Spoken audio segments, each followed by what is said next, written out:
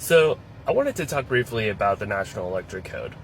The National Electric Code is not like a law, it's not legally binding. The National Electric Code comes from all of the manufacturers of electronics coming together in an association and putting out a list of recommendations for how their products should be used. And they do this every year or every few years, right? So that's NEMA, National Electric Manufacturers Association, and they have a new set of recommendations all the time for how people should be using electronics and installing electronics. And then it's up to cities and states to adopt their recommendations as law, as electric code. So the National Electric Code is not like a law. It's recommendations put out by the association that manufactures electronics.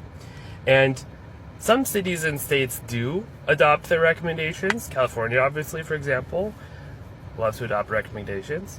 Other states don't. There are places with no electric code.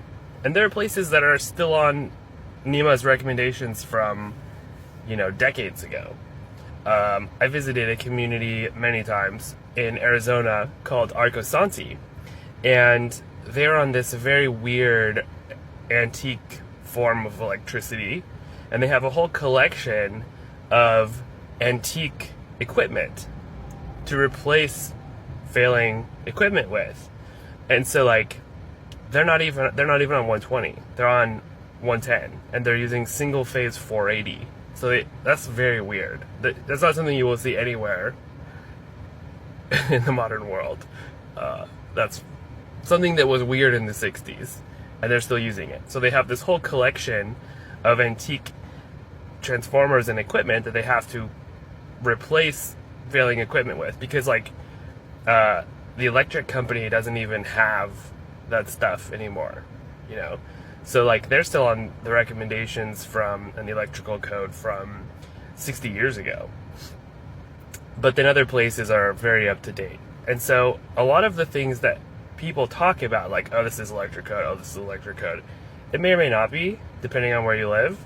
There are places with no electric code. There are places with antique electric codes.